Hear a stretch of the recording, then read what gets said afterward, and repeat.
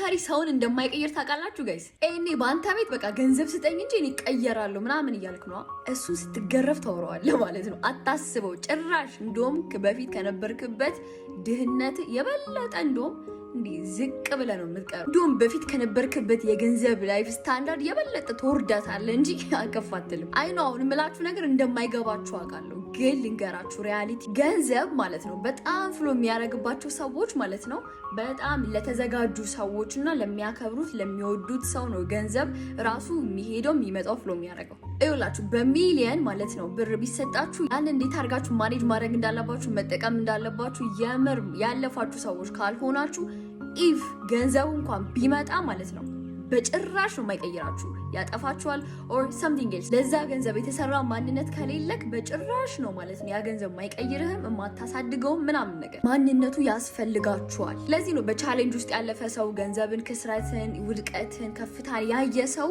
በጣም አቺቭ ለማድረግ ለመሄድ ቀላል የሚሆንለት ለሱ ኦፍኮርስ የተሰራ ማንነት አለው። ገንዘቡ በጣም ምን ላይ ማዋል እንዳለበት ፕራዮሪቲው ምን እንደሆነ በግልጽ ያውቃል። አንተ ግን አባቴ ሜቢያውን በሚሊየን ምናምን ነገር ቢደርስክ ሎተሪ ልታረገው የምችለው ወይ ለሆነ ሰው ትሰጠዋል። አብዛኛው ሰው ስነግራችሁ ማለት ነው ቼክ ሳረግ በሚሊየን ምናምን የሚሆን ይሄ የሎተሪ እጣ ሲደርሰው አመት 2 አመት ሳይቆይ ነው ብሩን ድምጥማጡን የሚያጠፋው። ምን በማድረግ በማጥፋት ወይም ደግሞ በመጠቀም ምናምን ነገር ብቻ ብዙ ነገር ሰው አይገባውም። ደህና ገንዘብ ይዛችሁ እስቲ በደንብ እዩት ማለት ነው። በጣም በጣም በጣም ትልቅ መሰራት ይፈልጋል ለገንዘብ። አሁን እኔ በቢሊየን ምናምን በምፈልገው ነገር በጣም አካውንቴ ላይ ምናምን ነገር ከሌለ ላስብ የምችለው እኔ ለዛ የሚመጥን ማንነት የለኝም፣ ይቀረኛል ማለት ነው። ገብቷችኋል? የታችሁ አታውቁም? በጣም ብዙ ጊዜ ማለት ነው በጣም ድሃ ሆኖ ገንዘብ ያላቸው ብዙ ድሃዎች አሉ። ባይዘዌ ለምንድነው የሚኖሩት ህይወት እንደዚህ ሆነው ካላችሁ they don't know እንዴት ያንን ገንዘብ መጠቀም እንዳለባቸው፣ ምን መብላት እንዳለባቸው፣ ምን መጠቀም እንዳለባቸው they don't know። ጭራሽ ዲዘርቭ ያደርገኛል የሚል ነገር የላቸውም፣